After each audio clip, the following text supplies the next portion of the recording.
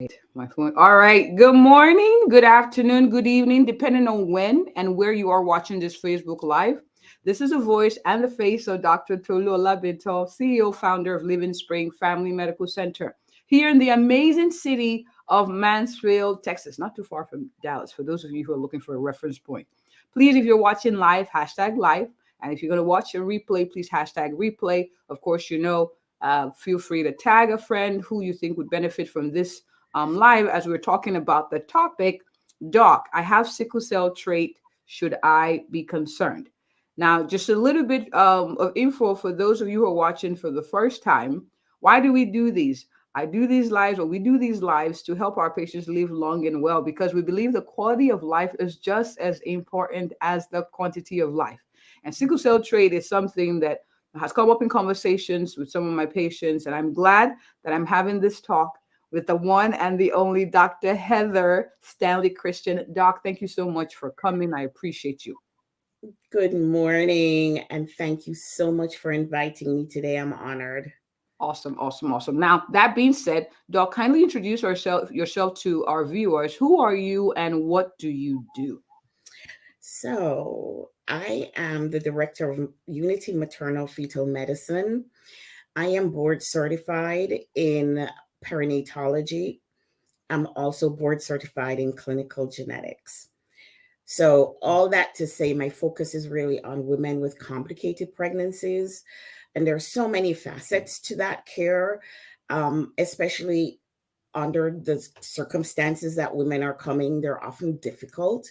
Hmm. And I think my strength is to help them figure out what is right for them and at the same time give the quality care that they deserve, no matter the outcome. Awesome. I like what you do. That's why you're on this live. I love what you do. It helps improve outcomes. But for those who are wondering, why do you do what you do? What got you to this niche? Like, how did you get here? My earliest memory is taking care of my dolls and teaching.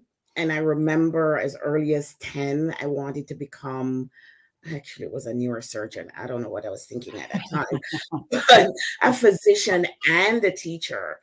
I did a detour in research medicine for a while, did my master's in biochemical pharmacology, but it wasn't until I was pregnant with my only child that I found myself on the other side of the table going, oh, Wow. well, maybe this, or maybe I could say that, or, so I ended up in maternal fetal medicine because OB was just a little bit too routine for me. And it wasn't until my mom was older, she'd just go, oh, by the way, you know that your paternal grandmother was a lay midwife in Jamaica. I'm like, really? So it must be in the In the genes. blood. Yes, yes. Wow, wow. I love it. But I'm glad it led you to here. It's so interesting how our experiences they all cumulatively make sense at some point, when you reflect. Like Yeah. where you are, your experiences in the past contribute to that. So I'm happy that you're here. Now let's talk sickle cell disease. I know we're talking about the trait, but what exactly is sickle cell disease and why does the trait even matter? Yes. So sickle cell is a genetic disease. So when we talk about sickle cell, most people think about the SS disease, but SS sickle cell is kind of a conglomeration of diseases of the hemoglobin that's inherited. So you can have the sickle cell disease that affects structure, as in the sickle cell disease that most of our patients talk about, Hmm. or we can have the thalassemias, which affect the amount of hemoglobin in the red blood cells. That is important because the hemoglobin is a protein that takes the oxygen from the lungs. It's in the red blood cell. It carries the oxygen from the lungs to your tissues, and then it exchanges the oxygen at the tissue level, brings the carbon dioxide back to the lungs to exchange the carbon dioxide for oxygen, and the circle continues. Each red blood cell does that in 1 minute. We have 3 trillion red blood cells. So it is a very efficient process. However, if you have the disease where the structure of the hemoglobin is affected because of that blueprint change. So if you think about our genes as a blueprint information, this is how you must make the hemoglobin that must be present in the red blood cells. If there's one error in that blueprint, that hemoglobin function and structure can be affected. It affects how the oxygen gets to the tissues. And when the red blood cells go through the tissues, they go through these tiny little network of vessels. And in order for a red blood cell to go through this tiny vessel, it has to fold and it has to pretzelize and go through. Sickle cell disease, it can't do that. And so they adopt the sickle cell shape, or, the crescent moon shape. And it's sticky, it's rigid, so it slows blood flow, or it blocks or occludes blood flow. And you get all that, the symptoms: anemia, you get painful crisis, you get infections because there's lack of oxygen. And any organ that you can think of, it affects. It affects your vision, if you're growing, because it's usually a disease that can be seen in babies. That's when it starts to manifest. So you get infections, the spleen is infarcted. So that spleen that's responsible for infections can't work anymore. Delayed growth, delayed puberty, stroke, even for the guys, priapism, that erection that can't go away, blood clots. So that's why it's important. Okay. So let's talk sickle cell trait. What is sickle cell trait? Sickle cell trait is an asymptomatic. So usually it's asymptomatic, no symptoms whatsoever. So let me just step back a little bit and see if I can talk about the basic of genetics. So we have these genes, not the denim, but the GENES, that comes in pairs. So you have to have a pair of these genes to have the sickle cell disease. How do we get these two genes? You have to get one from the mother, one from the father, and those two genes have to come together in the right embryo to affect disease. So a mother can have a trait and she herself is not affected, right? Same for dad. So that's the trait. Now, unless one parent is doing extreme exercise, they're Olympiads, high athletes, they're doing intensive military service, they do high altitudes, or they're scuba divers or heat stroke, you don't even know it. Curiously enough, in pregnancy, women who have just one copy of the gene are at increased risk for urinary tract infections. So that is the trait. The issue then comes when you're making babies and you get that combination where that embryo, that baby has two copies of the gene and then therefore has disease. So sickle cell trait, for the most part, is not symptomatic. So people don't typically have symptoms or even know, except in extreme situations like you mentioned before. And the issue is when trying to make baby, seeing, sickle cell trait and sickle cell trait, that's when it becomes a concern. Correct. Now, is there anything, for those who are wondering, like, okay, is there anything I could do to prevent it?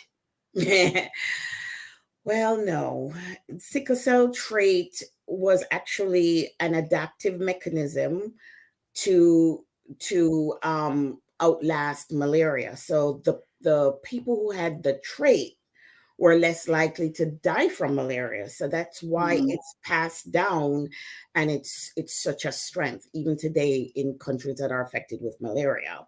So people with sickle cell disease wouldn't have babies because they've died from malaria, as well as people with normal copies of the hemoglobin gene. So unfortunately, there's nothing you can do about the trait. And I think about 12% of African Americans carry the trait and don't know. It's not something that you will see in the family history, passing from Right. grandma to ma to you to child. It it's manifested when you marry into the family or you procreate to create a new family member, then you will see the disease. For people with the disease, so let me step back. So, folks with the trait, Right. if they can get tested, and then if if their partners also have the trait, then there are some options available. Okay, so there are options. Sickle cell trait is not something you control because obviously it's genetic, but there are options.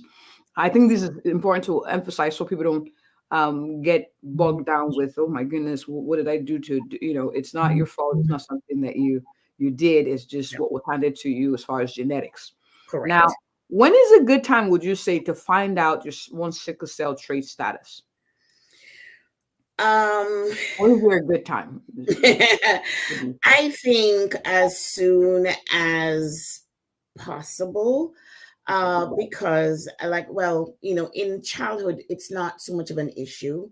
Right. In pregnancy, we typically screen for sickle cell trait by using the hemoglobin electrophoresis.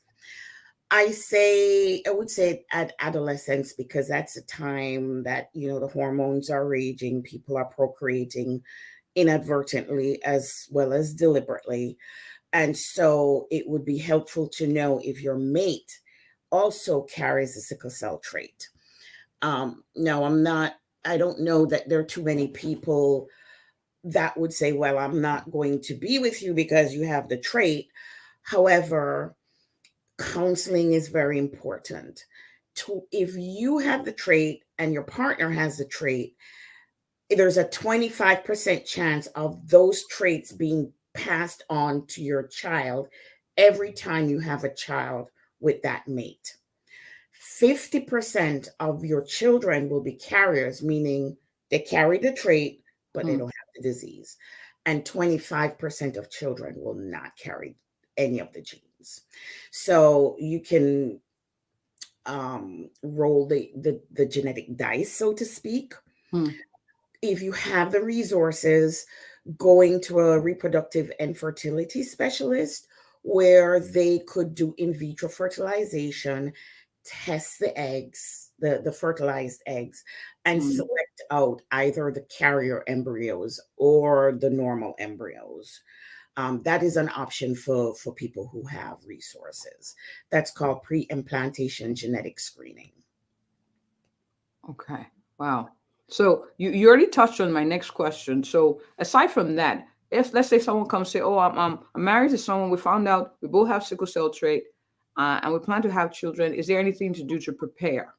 Like, what do we need to do?" Well, I personally believe that knowledge is power. So if that is a situation, there are very nice resources, .edu, .org, CDC, good guidelines, good educational information. Preconceptual counseling is not a bad idea, because we go in detail about the inheritance pattern of sickle cell disease, which is autosomal recessive in nature. Um, there is that.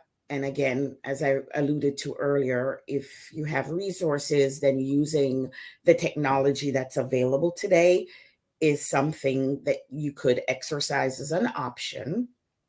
Right.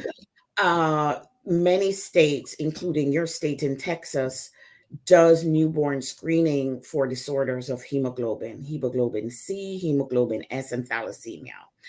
So if one decides to just go with the natural course of action, then at the time of birth, the babies are screened. Okay. Okay. I like the idea of preconception counseling. So the couple can go in and just discuss, based on this genetic information or, what I've been told by my parents that I have or this, how can I prepare? what I think I should be on the lookout for. What are my options? I think that's a good idea for people to have, especially when there's a known family history of sickle cell trait. Yes. This has been very enlightening and very informative.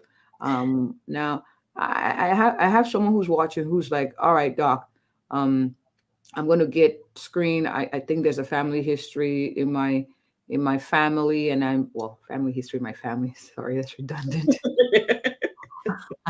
But there's a history in my family. I'm a little nervous. What would you say to them?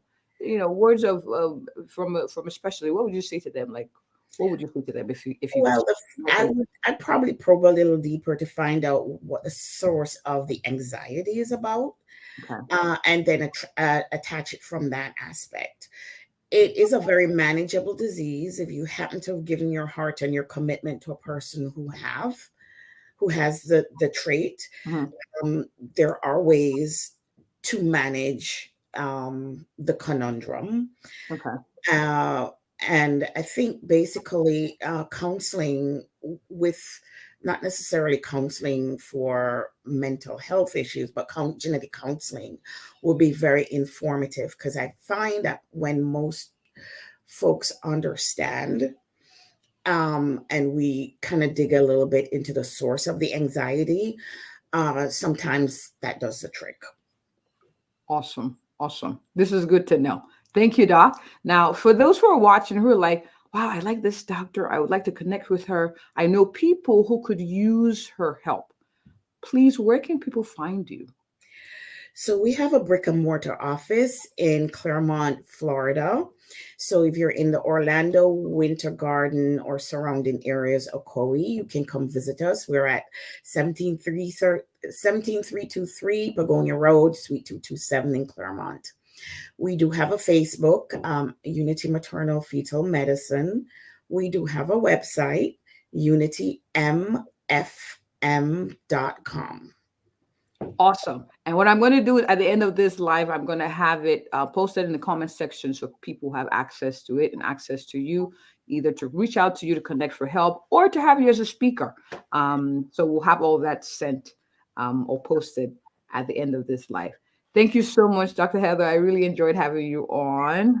Thank you, Dr. Tolu. It was an absolute honor. Awesome. All right. Thank you all for watching. Of course, do share, tag friends that will find this beneficial. And of course, feel free to reach out to Dr. Heather on her different platforms. That being said, if you or anyone you know is looking for an awesome, a thorough, and a passionate family physician in the Mansfield, Dallas, Cedar Hill, Texas area, I am she. Have a good one. And thank you. Bye. Have a great day. You too.